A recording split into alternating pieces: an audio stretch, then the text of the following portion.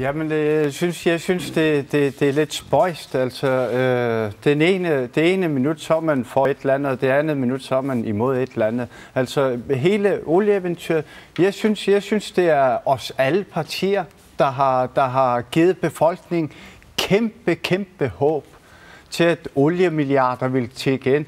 Jeg skal være den første til at erkende er stort. Altså, jeg har været med til at puste det op. Jeg troede selv på det. Men nu må vi se på virkeligheden. Og virkeligheden er, at vores land er ikke et sted, man vil investere lige pt. På grund af zigzag-kurs og på grund af de rammebetingelser, der er. Så vi har rigtig meget arbejde på. Så lad os holde fast i det her. Virkeligheden er jo netop, der er ikke en eneste mine pt. Det er faktum. Der kommer en lille en i fiskenæsset. Vil du være med til, som Ole Christiansen her står og siger, at vi bliver nødt til at gå med ind og tage et medansvar for at investere i den infrastruktur, som vi ved, de her selskaber kommer og får brug for, fordi det er med til at sænke deres regning og derved at gøre os mere konkurrencedygtige. Er du klar til at prioritere de penge? Ja, jeg er klar til at prioritere og snakke om det også, men først vil jeg lige gerne svare Nunarøj. Med hensyn til olieefterforskning, der kræves der milliarder og 18 milliarder. Og når nu et ejerskab, som skal betale regningen, hvis den procentdel det er større, jo større betaler du også. Men okay, når gevinsten i sin tid kommer, til den tid kommer, så får du også mindre. Ja.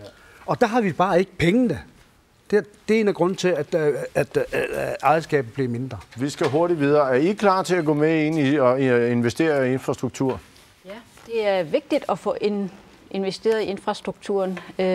Partinalak går ind for, at vi skal have bygget de her små gruslufthavne rundt omkring landingsbaner, så vi kan få skabt nogle billige billetter til folk, så vi kan få skabt noget gang i vores infrastruktur i Grønland. Samtidig skal vi også have gang i nogle vejprojekter for at skabe udvikling i det her samfund. Så er det, du står og tænker, det er det, der er brug for? Man kan sige, at Grønland er paradoksernes land. Altså, vi skal jo lidt videre ud over det.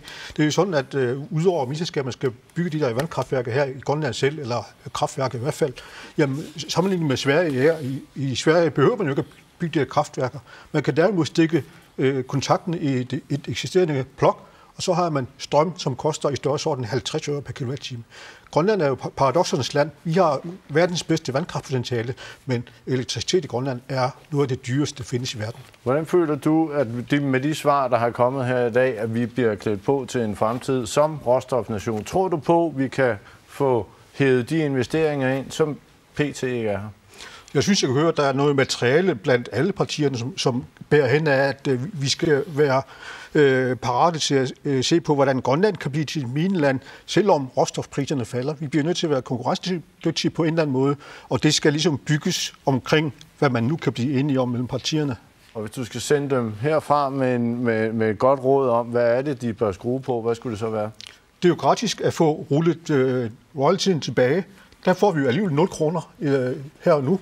Derimod så risikerer vi jo ved at rulle den tilbage, at der kommer nogle arbejdspladser.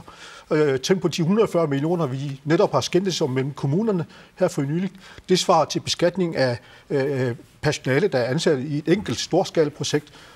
Indkomsten fra det svarer til de 140 millioner. Så i stedet for at skændes om noget, vi har, vi prøver at refordele, så skal vi se på, hvordan skaber vi nye 140 millioner. Har du en hurtig kommentar til det?